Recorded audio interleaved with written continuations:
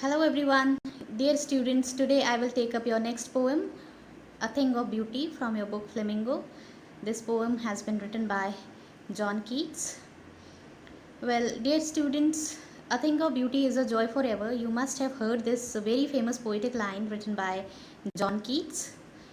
Here in this poem, he talks about the worth or the value of beautiful objects in our life, how these beautiful objects become a source of constant happiness and joy for us in the midst of sorrows and sufferings. Dear students, he says that beautiful objects are always treasured in our heart. Why? Because their beauty never gets faded away. It is the beauty of these beautiful objects which remains forever in our life, and we keep on drawing that happiness and joy from the memory of such beautiful objects.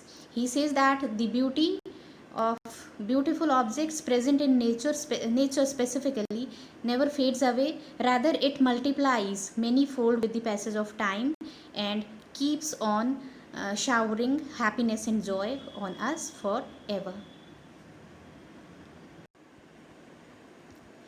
Before coming to the stanza-wise explanation of the poem, let's know something about John Keats, the poet of this poem. John Keats is a revered English poet whose short life spanned just 25 years. He died at the age of 25 years because of tuberculosis. John Keats was born on October 31st, 1795 in London, England. He was the oldest of Thomas and Frances Keats's 4 children. He lost his parents at an early age.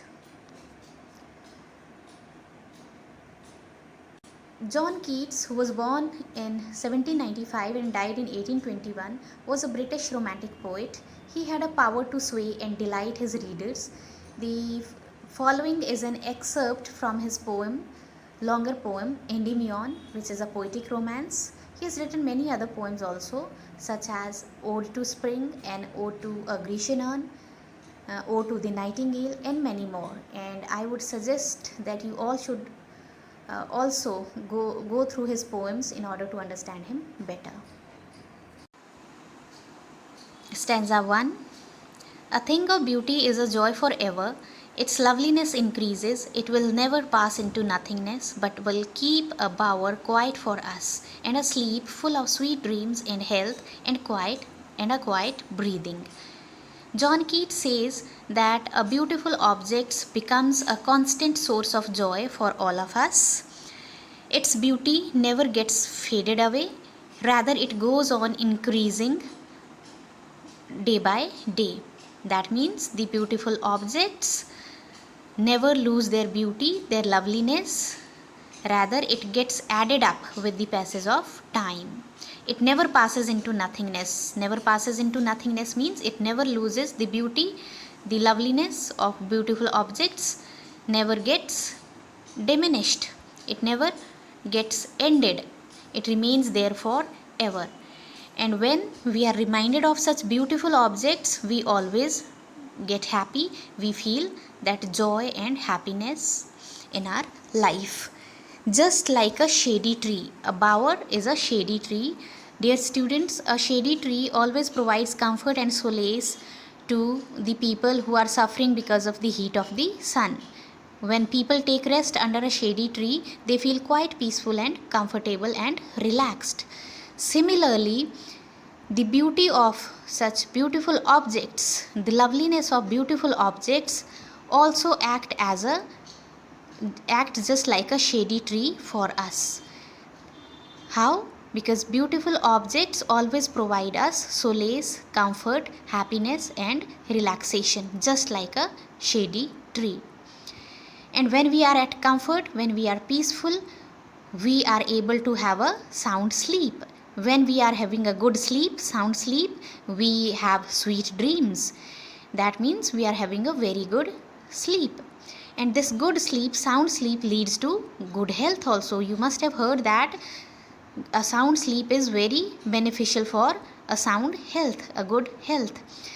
When we are having good sleep, we are having good health. When health is good, it will lead to a good life, a quiet and peaceful life. Breathing stands for life. So, this is how our life becomes peaceful, comfortable, contented, full of continuous perpetual joy, and this joy we are able to derive from our memory of beautiful objects, right?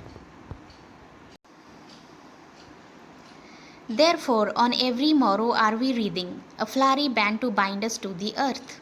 Spite of despondence, of the inhuman dearth, of noble natures, of the gloomy days, of all the unhealthy and over darkened ways made for our searching. Yes, in spite of all, some shape of beauty moves away the pall from our dark spirits, such the sun, the moon, trees, old and young, sprouting a shady boon for simple sheep. Let's come to the explanation of these lines. Here, poet says, since we are able to draw happiness and joy from all these beautiful objects specifically present in nature, so what do? Every morning we try to wreath or weave a garland of flowers. Wreathing is a kind of garland of flower, wreath of flower, as you can say, as you can see in the picture. So every morning we try to weave or wreath a flowery band, a garland of flowers that binds us to earth, that connects us to Mother Nature, that is Mother Earth. It means that every morning we do something, some activity at least, which connects us to directly to nature.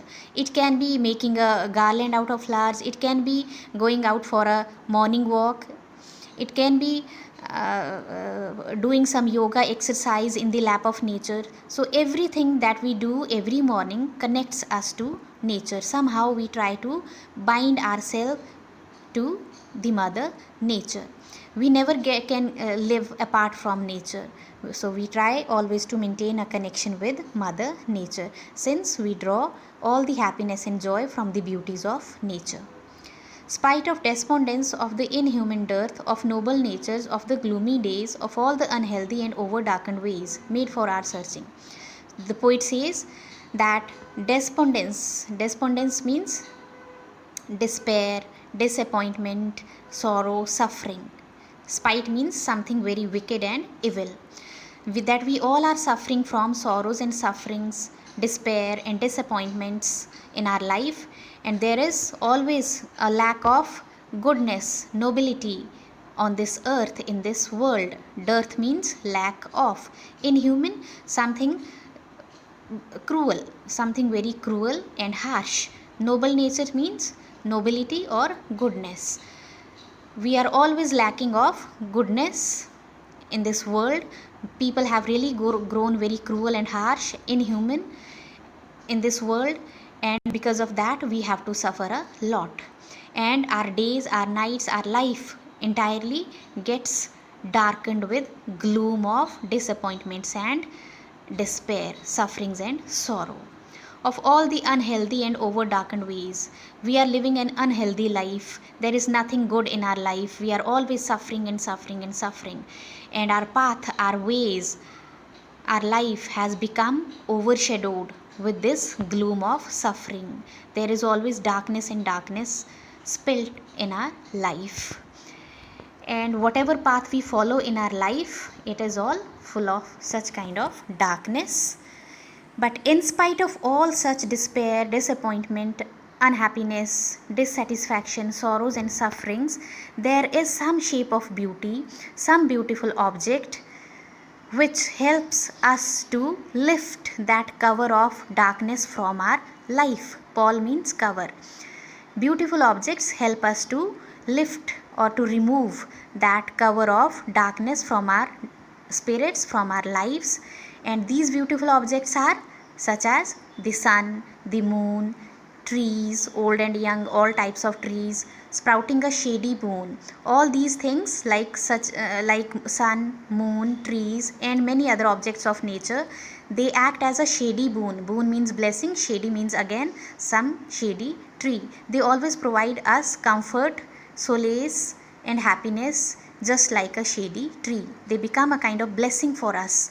Why? Because they help us to get out of the darkness of sorrows and suffering. For simple sheep, sheep here refers to human beings, right? So we all human beings, all living beings draw happiness from the beautiful objects present in nature, and these beautiful objects can be sun, moon, and many other things present in nature. I hope the meaning of all these lines is clear to all of you. Today I will discuss this much part of the poem only. Next part of the poem will be discussed in the next video. Thank you.